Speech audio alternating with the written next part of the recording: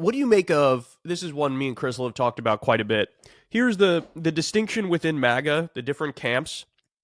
You have like the Bannonites who are more paleo-conservative when it comes to economics. So they want to be more protectionist. They're more anti-free trade. This is the stuff they say. But then, of course, you have the Vivek Ramaswamis and all of the Wall Street and billionaire supporters of Trump who are the opposite. They're more libertarian when it comes to economic policy. And the thing that's always sort of amazed me about MAGA is that they never really try to square that circle. They just act like, and I see people do this all the time too. They'll talk about, oh, populist right, but they'll use the term populist interchangeably for like a paleo-conservative and a libertarian like Thomas Massey. And those worldviews are totally opposite. They're, like, you can't use the same label for both of them because one is way more protectionist and the other one is maximum free trade. So what do you make of that distinction between paleo-conservative and libertarian, and which faction ultimately do you think is going to win out in the end? Yeah, I think it's a fabulous point to bring up this wordplay stuff, because a lot of terminology is hiding a great deal of disagreement. It's why when you say, for example, they just booed Mitch McConnell, take the win, why they're booing Mitch McConnell is so critical. Yes. Why they're supporting Trump is critical. So, and just a reference point before I answer your question about which faction actually I think is going to win out. Take their positions on immigration. They all are in favor of a MAGA style immigration policy, but they all define it differently and for different reasons. So one flavor, I think Ezra Klein put it in this out. I disagree a lot with what he says sometimes, but this was, I think, a good analysis. There's a Trumpian, more nativist side of the policy, which is they're poisoning the blood of our people. Right. They are bad people. They're coming over here. They're asylum seekers. They're Hannibal Lecter. That's one vision of it. There's the more J.D. Vancian view, if you believe him, although I think he's probably more aligned with the Viveks than this view that I'm about to give. Mm-hmm. But that's like, immigration is bad because it's undercutting domestic labor and it's hurting the American worker. And that's even the side that sometimes that the left wing can appreciate and want to make some room for and understanding and appealing those issues. That's one side of it, where it's a more protectionist attitude. No, we're against immigration because we care about American workers. And then the third vision of it is Vivek and saying, we like immigration. We just want to be more tactical about it. And we want to import actually a lot of people that benefit the American economy and really just us as oligarchs. So those are areas where everyone talks that they're agreed on immigration, but they're so different and the underlying rationale is completely different. And which side is going to win out? I think that's that Trump, honestly, he's a man sometimes of impulse. Right. And so I can't predict perfectly, but so far a good predictor has been in recent events in terms of who he aligns with, where the donor money is. And I just have to say that that's been a good predictor. Do you think Trump, I've gone back and forth on this, but in my mind, I think Trump may have actually bought into like the Elon Musk hype and the Elon Musk PR. And you see this with some of the wealthiest people in the world, is they'll do like a multi-year full court press to sort of make themselves appear heroic and amazing and brilliant and etc. You saw this with Bill Gates. You see this with Elon Musk. And Elon Musk, he has good PR. Now he's sort of ruined it a little bit because he's way too vocal and he says insane things. And like, so his approval rating has fallen massively. But I sort of fear that that Trump is almost in that same Rogan mindset, where Rogan appears to genuinely think that Elon Musk is like God's gift to the earth and he has like a 250 IQ, and that this guy, like, who am I with my little peanut brain to ever disagree with you, sir? That's sort of Rogan's mindset. And I kind of fear that maybe Trump has the same view, which is why to this point he's yet to do the public breakup with him. And because Trump, if he really wants to, he's the one with the movement behind him. He could kill anybody in this movement. He could just, I agree, totally, like, look what happened to Jeff Flake, the Republican, who like disagreed with Trump, and then Trump was like, okay, you're done, and then he was done, right? And so, do you think we will get to the point where Trump effectively throws Elon under the bus and makes him the fall guy for some problem in the administration, or do you think he truly is intimidated and he's bought in to the mythology of Elon as this mega genius who can never be disagreed with? I wish I had a greater insight into his actual thoughts and feelings. Sometimes I find it a little alien brain to try to consider and ponder. Some people are able to appreciate and have a better sense of his head than I do at times. And I struggle with that, to be honest with you. But I hope he's not charmed. Yeah. I do think that you're right, that Rogan, I almost said Seth Rogen, Joe Rogan is charmed by Elon Musk. And that's not a position that you want to be in, because they will sell this country down the river. Of course. They will get rid of the Consumer Financial Protection Bureau. They will fuck over the American worker in every possible way. And so if we're in a bad situation, it's almost between the devil you know and the devil you don't. I don't know what kind of authoritarian shit Trump has planned if he were like quote unquote in control. But honestly, I am incredibly fearful of if Elon Musk has the reins. I'm incredibly concerned if the robber barons actually have the support, and Trump almost is a marginal figure in his own administration. As crazy as that is to say out loud, I think that personnel is policy. Right. And these are just the nature of the presidency. You saw, honestly, with Joe Biden, a lot of it is delegated, maybe Joe Biden more so than other presidencies, but a lot of it's delegated. And I fear that in all of this, the people with real power are going to be these robber barons. And if that's the truth, if he's really charmed, and I don't have a great insight there, I think we're all kind of fucked, and we need to be even stronger against these people. Yeah, and it strikes me that Elon Musk sort of skates on all of his con artistry, and that drives me crazy as well, because I sort of feel the same way about Elon that I feel about Trump, where like you'll have 1,000 stories that just show Trump's this hideous, disgusting, grotesque, corrupt fraud. And then you see the same thing about Elon, but he still has this army of people who are just incredibly sycophantic to him. And it's like, are you just ignoring all of the businesses that were clear scams that went belly up? Whatever happened to the Hyperloop? Whatever happened to getting us on Mars in 10 years? It's been 13 years since he announced we'll be on Mars in 10 years. And this is a guy who gets $20 billion in corporate welfare, right? And to your point, this robber baron thing, like, I don't understand why more people don't object to this idea of Doge in principle, saying that, like, I don't even if Elon Musk was the smartest guy in the world, we should not delegate our democratic government to a philosopher king where he gets to control policy. And the reason he's in this position is because he's the richest man in the world. I mean, this is like medieval peasant brain, where it's like you're assuming there's a level of meritocracy because he's really wealthy, when in reality, I talk about this all the time on my show, 60% of billionaires come from extreme wealth and privilege. These are not just the brightest, the most intelligent, the hardest working. No, not even close. And so I can't understand for the life of me why more people don't object in principle. This is a point Crystal makes all the time to Doge, that like, no, like as a structural right matter. Front, the structure. Yeah. No, we're not doing this. That's why even I disagreed with Bernie when Bernie, I agree with Doge. We should cut the Pentagon. It's like trying to play footsies to get good outcomes, which I understand that mindset. I'm not saying he's a sellout. I'm just saying you need to object up front on principle that we do not just delegate our government to a robber baron philosopher king who has to make all the decisions. Yeah, and let me give the counter and then debunk it as well, because I think that I don't need to explain to you, but just for the audience. So the counter is going to be like, well, Congress needs to approve any budget, and so everything's going to have the stamp of approval. I understand that is technically true, but the way that it's structured in this way, where it's a formal pseudo agency or pseudo department, and because Trump has the whip in hand, it is going to be as though Elon has the force of law and all effective, in all practical purposes. It's going to be as though Elon is having the red pen and striking things he doesn't like, sometimes on a whim, sometimes as a meme. It seems like Doge itself is a meme. There's an absurd cruelty about that as well, where he could read a tweet from who the fuck knows, cat turd, and that could have a massive impact on your life. Sometimes the flippancy with which things are done to me, that's part of the evilness of it, and part of why it's not good to centralize power in the hands of one person. But to your point, I think there needs to be a forceful opposition to that structure, even in the first place. I put different levels of this kind of servility and surrender to Trumpism and to MAGA and to Doge, where people who I consider to be like saying, hey, Elon Musk is this brilliant guy, like the Fettermans of the world, who are just like heaping unnecessary praise on him. Like, what the fuck are you doing, dude? Like, have some spine. Have some spine to fight back against this robber baron. I put that in a different category than like Ro Khanna, who I think is playing more footsie than someone like Bernie is, and I don't like it at all. And then Bernie, who I think is trying to play the game, and I just think it gets lost in the wind. But if he were, for example, to vote for RFK, as he's playing a little bit of footsie with, RFK has some good ideas on food. Who cares? The dude's like against the polio vaccine and is obviously not someone, to your point about even the structure of it, the structure of his brain, put aside the worm, if he's able to believe crazy shit on the basis of no evidence or fake evidence or whatever, it's not about, well, does he have some ideas? It's about how you think, not what you think. Right. And what are the incentive structure, for example, of Doge or of RFK?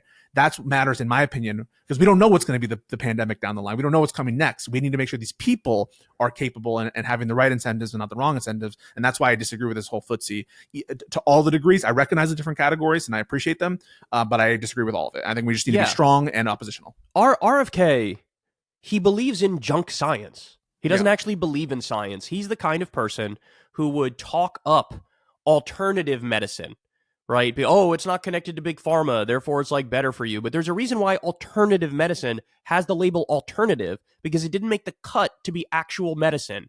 When you actually have the double-blind, placebo-controlled studies, would you look at that? This shit doesn't work. Kash Patel, who Trump has picked, he was hawking a pill, a supplement, that he claimed reversed the mRNA vaccine.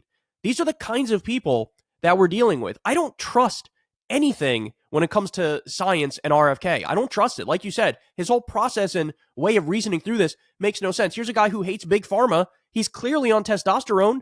He clearly takes pharmaceutical grade testosterone. Why is it, all the big pharma stuff is poisoning you, except the one that I really like. You saw this on the right when they would play up the monoclonal antibodies during COVID, but shit on the vaccine. They're like, I'm against big pharma, so I'm against the vaccine. Do you like monoclonal antibodies? Yeah, I like monoclonal. Who do you think makes that? Who do you think makes that? Is it Target? It's so preposterous. Is it PetSmart? Like, what is wrong with you people? So I agree with you. That's my problem with these people, especially when it comes to RFK. He just believes in junk science. He thinks raw milk is healthier than pasteurized milk. That is literally objectively 100% incorrect. And the fact that you got to the place where you thought that was true tells me your brain does not work well.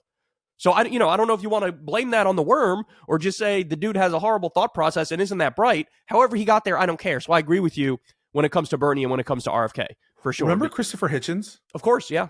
Yeah, because everyone loved those new atheist stuff and those debates and stuff, and Hitchens was one of the stronger guys. He was very in favor of the Iraq War, as you're aware. Mm-hmm. But the 2008 election, people would come up to be like, "Hey, Obama's running. He's obviously in favor of the Afghanistan war, but he's against the Iraq war, and he's running against the Iraq war. So why are you going to vote for Obama?" And he said something to the effect of, and he had probably other reasons as well, because he was kind of a left-wing guy, hard to categorize. John McCain is a cancer patient who is close to death, and Sarah Palin is nuts, and something to this effect, right? And I don't trust her brain. I don't want her to be in the presidency, not because, although I'm sure he had a lot of policy disagreements, but because she is not a serious person. Right. I think that is the kind of attitude that even if you agree with some things in RFK, or even if you agree, on defunding some of this Doge stuff, if the process is fucked, you can't predict what's going to come down the line. You don't know what kind of economic crisis is going to occur. We are installing people, human beings and structures and systems that need to be plastic and responsive to the next crisis. And for that reason, we should be principally against things like Doge as a structural matter. We should be against people at RFK who are not based in fact, truth, and have a good process as a structural matter, even if they say some good things about food, which I think people just sort of don't interrogate that closely enough, but even assuming that you agree with that. We could use those new atheists for the vaccine debates. Yeah. It's like, and you look at somebody like Richard Dawkins these days, who I used to love. I love the book, The God Delusion, etc. And it's like, anti-vax nonsense has blown up so thoroughly online, and we could use more voices that know what they're talking about, pushing back on it. And unfortunately, you see Sam Harris and Richard Dawkins sort of get lost in the weeds of other issues. Richard Dawkins is randomly obsessed with trans issues now. And it's like, if we could have Hitchens and Dawkins and Sam Harris really head on taking on this anti-vax lunacy, we'd be in a much better place. Because unfortunately, the people who are right on the issue of the vaccine, many of us are like, that's just not the main thing that we're talking about. We're just not, and then it leaves this misleading impression to people, particularly online, where they feel like, the anti-vax people are right, because everybody I see online is telling me that the anti-vax people are right, when in reality, it's like the dumbest fucking people in the world. Jimmy Dore wouldn't know a scientific fact if it hit him over the head like an anvil. But here's the thing, and something that I totally agree with you. One of the benefits of the new atheists was they were very steeped in a lot of those issues. Right. And it actually is very tough to fight some of this conspiratorial shit. And I'll give you an example. The Burisma stuff on Hunter Biden. Yes, that was just debunked. It was just debunked. I fell for it. I thought it was true originally. I was like, yeah, Hunter got whatever, $400,000 for it. Totally made up. It was totally made up. Falling along these weeds for me, it actually was a fuck ton of research. Because I debate some of the people. I debated the guy Garrett Ziegler. He was actually the guy who released the Hunter Biden laptop. It's just a hard drive, a copy of purportedly a laptop. So for me, these nuances matter a lot because he's actually being sued by Hunter Biden now and all that stuff. But it comes up in these debates, and I debated him on whether or not there was any evidence of Joe Biden's criminality. He sounded like a fucking idiot. But in order to be at the stage where I was competent enough to be like, no, that email from Victoria Nuland dated that time isn't praising Victor Shokin. It's talking about the previous, it's all these names that for you, people's eyes start to glaze over. Like, who's Victor Shokin? Who's Yanukovych? Who's right. But to do that, it took a lot of work and effort, and me reading the fucking documents of the emails between different members of the State Departments and going through all these bullshit, of Hunter Devin. Oh my Nunes? God, what's this guy's name? No, not Nunes. Devin Archer's testimony and all these different people, right? Okay. And same thing with vaccines. It's actually tough if you were to have a debate with one of these people, unless you're steeped in these issues, unless you've prepared to be like, oh, I haven't heard that. And they come up with such bullshit so quickly, and it's easy for them to say, it's hard to debunk. And so that's why we need effective, strong people who are steeped in the issues, like Crystal, like Kyle, like people who take the time to get in the weeds and don't embarrass themselves when they're on these platforms and you have no confidence. And even Kamala Harris, right? Like, I thought that I was very impressed by a lot of things she said, but we don't have confidence that she's going to walk into Joe Rogan and be a killer, right? Yeah. Mm-hmm. Who are our killers? Who are our people that we send them? Those are our guys, right? Yeah. And you got to be willing, like, I feel like it's very uncommon to be willing to stand up to a wave that's taking over the internet. Unfortunately, that's uncommon. I wish it was more common. I wish people had the balls to do it. But, there was a time when being anti-vaccine was like the thing online, right? The people who went anti-vax got tremendous views for spewing their bullshit. And it takes a specific kind of person who can not give a fuck what other people are saying about them, not engage too much with negative comments online. It takes a very specific mindset to be able to go in there, take that on, stand on business, not make concessions, and make the argument and then get out of Dodge and be totally fine. And it is very, very rare. And you're seeing this. I think this is happening a lot in the Trump era. And this actually leads directly to my next question. Mm-hmm.